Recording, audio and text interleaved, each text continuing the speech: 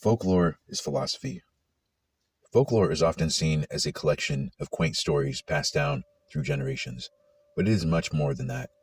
Folklore is a respiratory of wisdom, a way of understanding the world, and a form of philosophy. Like philosophy, folklore grapples with fundamental questions about life, death, morality, and the human condition. One of the key similarities between folklore and philosophy is their use of storytelling. Philosophers use logic and reason to develop their ideas, while storytellers, on the other hand, use narrative to convey their messages. However, both disciplines use stories to illustrate their points and make them more accessible to a wider audience. For example, the Aesop's fable, The Tortoise and the Hare, tells the story of a slow and steady tortoise who wins a race against a fast but arrogant hare. This story teaches the important lesson that slow and steady progress can often lead to success, even if you're not the fastest.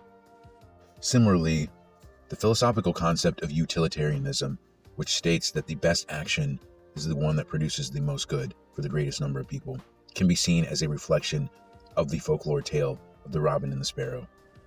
In this story, the robin shares its food with the sparrow during a harsh winter, and it is rewarded in the spring when the sparrow returns.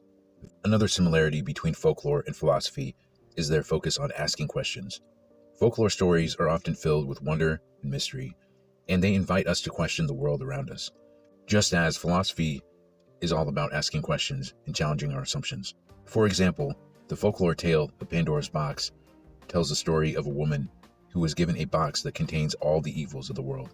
When she opens the box, the evils are released, but hope still remains trapped inside. This story raises the questions about the nature of good and evil and the role of hope in human life. In the same way, the philosophical question of free will asks whether we are truly in control of our own choices, or whether our actions are predetermined. Finally, both folklore and philosophy offer us ways to make sense of the world around us. Folklore stories provide us with explanations for natural phenomena, social customs, and moral dilemmas, just as philosophy provides us with frameworks for understanding the world and our place within it.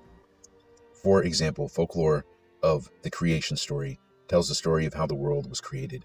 The story provides us comfort and meaning to people who are trying to understand the origins of the universe, just in the same way as the philosophical concept of existentialism suggests that we are free to create our own meaning in life. So in conclusion, folklore is much more than just a collection of stories. It is a form of philosophy that grapples with the fundamental questions about life, death, morality, and the human condition. By studying folklore, we can gain a deeper understanding of ourselves and the world around us.